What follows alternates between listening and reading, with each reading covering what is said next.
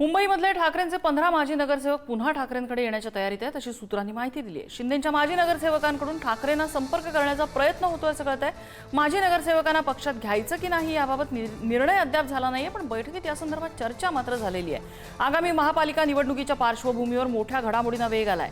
आगामी पालिका निवडणुकीसाठी ठाकरेंच्या शिवसेनेकडून मुंबईमध्ये आमदार आणि खासदारांना जबाबदारी दिली जाणार आहे। आजच्या मातोश्रीवरच्या बैठकीत ही जबाबदारीबद्दल चर्चा झाली। ज्या भागात ठाकरेंचे आमदार नाहीत त्या भागात विधान परिषद आमदारांना जबाबदारी दिली जाईल। पद्मेश पवार आमचे प्रतिनिधी आपल्याला अपडेट देत आहेत। पद्मेश,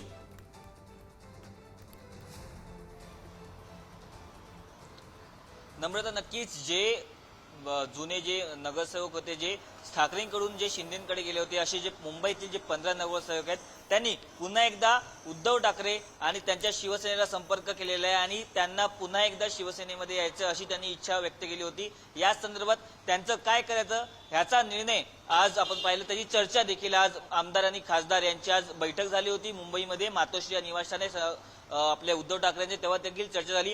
मुंबईतील अनेक जे नगरसेवक वरळी साईडचे असेल, मुलुंड साईडचे असेल, संपूर्ण जो उपनगरमधील शहरामधले अनेक जे माजी नगरसेवक आहेत ते देखील पुन्हा येण्याची त्यांची इच्छा आहे। या संदर्भात आज महत्त्वपूर्ण अशी चर्चा झाली। निर्णय अद्याप झालेला नाहीये, पण यांना परत कसं आणायचं, काय प्रोसिजर असेल किंवा कसं आपल्या लोकांना फेस करायचं या संदर्भात देखील आता उद्धव ठाकरे आमदारांना सांगतायत की आपल्याला जर बीएमसी जो चुनाव आहे ते जर लढायचं असेल तर या संदर्भात आपल्याला काहीतरी ठोस पावलं उचलावी लागतील।